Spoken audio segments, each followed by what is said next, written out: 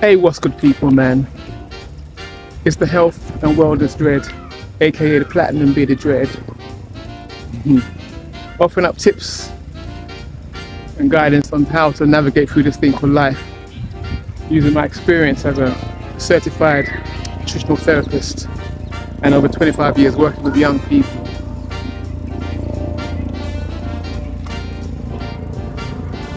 If someone said to you, a person laughed their way out of disease, like, sorry about that, it was actually a helicopter. Anyway, the audacity.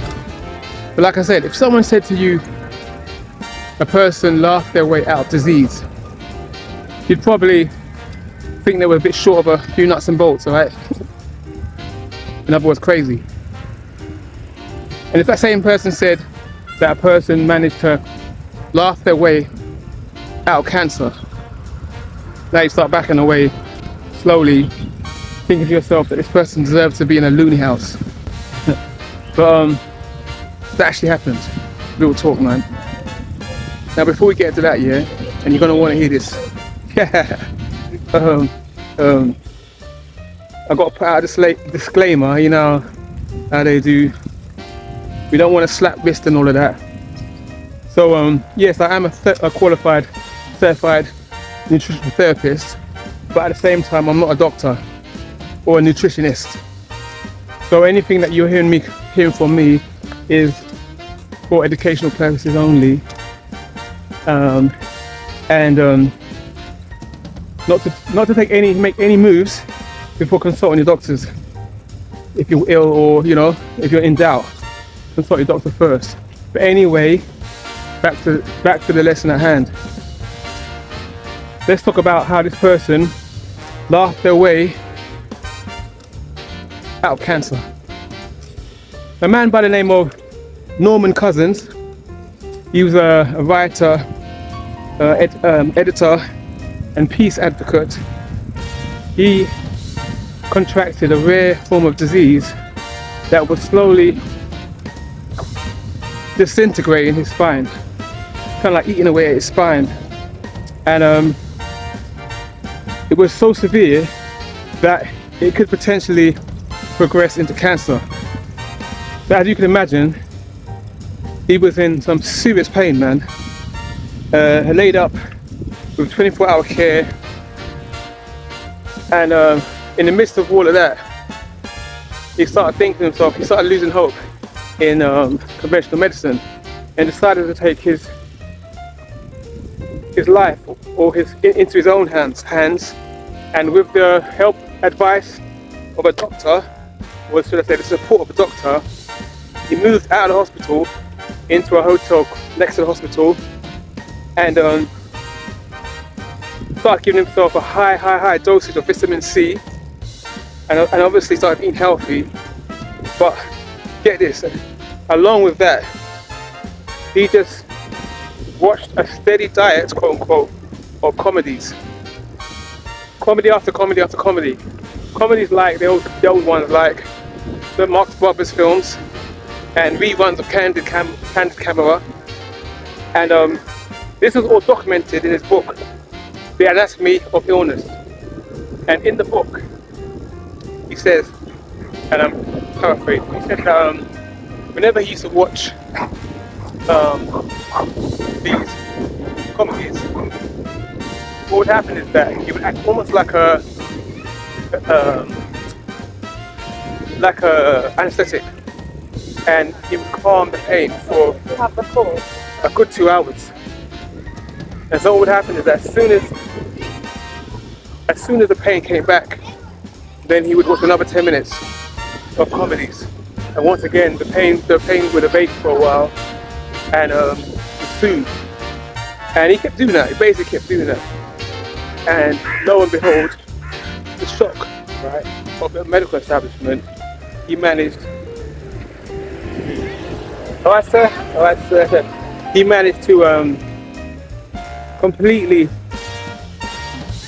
rid himself of the disease. He cured himself.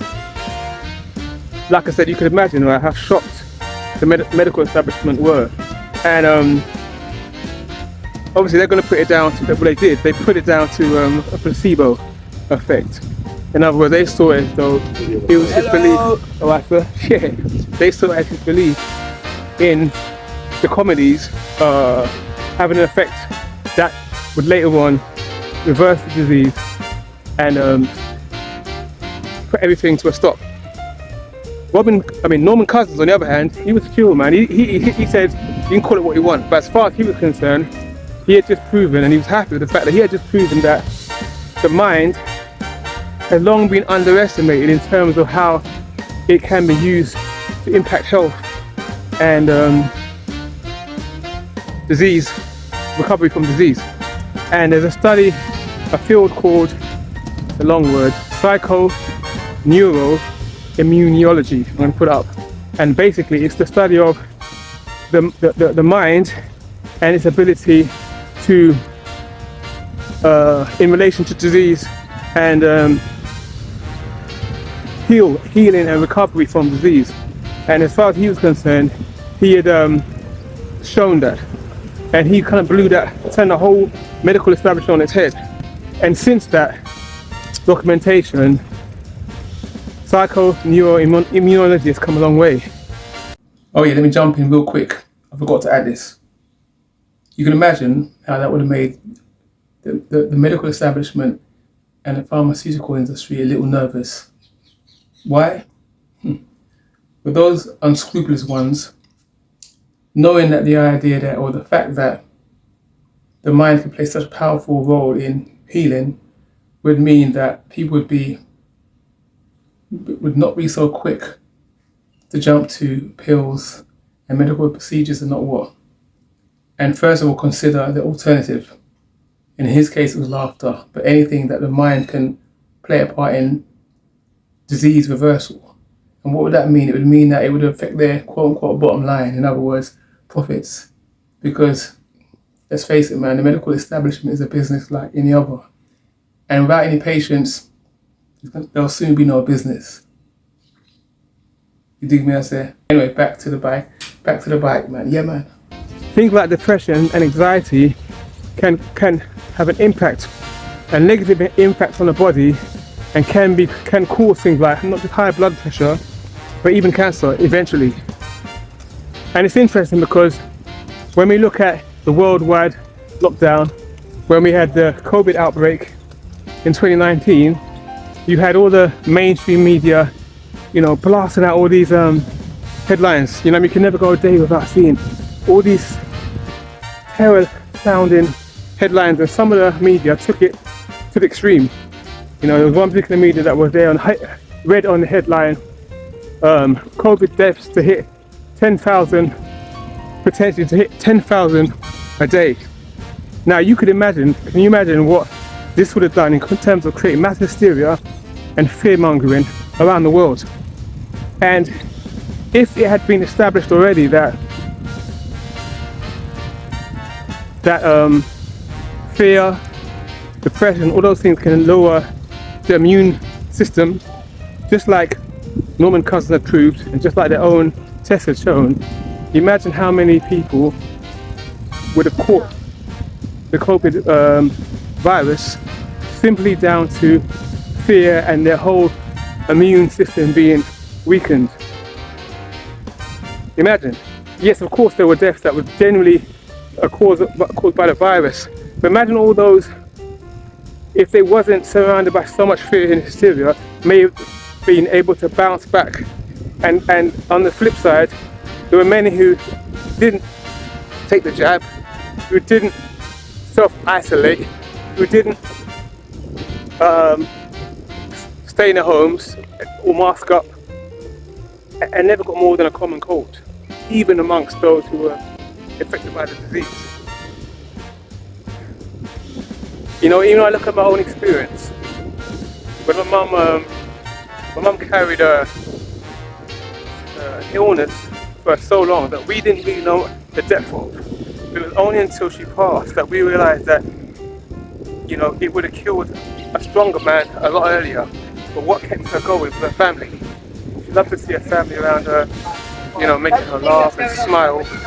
And again, that's evidence to show you that Don't underestimate the connection. Hey, beautiful.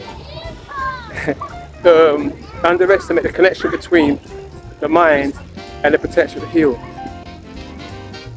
I can't stress this enough. Norman Cousins, that same man I just spoke about, he was told, yeah. Alright, sir. That same man I just told you about, who laughed his way through cancer and out of cancer, at the beginning he was told that he had a 1 in 500 chance of recovering from the disease, and he lived. He eventually lived another 26 years. So people, man, I'm gonna leave it with this one, yeah. Don't underestimate the power of laughter. Those who laugh much and often are not only a blessing to themselves, but a blessing to those around them. Don't look at them as childish. You're looking at something a lot. After hearing this, I hope you see laughter very, very differently. Don't be one of those people that feel it's childish to laugh or embarrassed to laugh, because there's a lot more going inside your body than you realise. But anyway, man, let me know your thoughts about all of this. Maybe you've heard of the man, Norman Cousins. Maybe you're one of those people that's called immature because you laugh a lot. Or maybe, you know, you don't find much to laugh about. But drop your comments, man, because I read every one of them. And oh, you don't forget, like and subscribe and all that good stuff.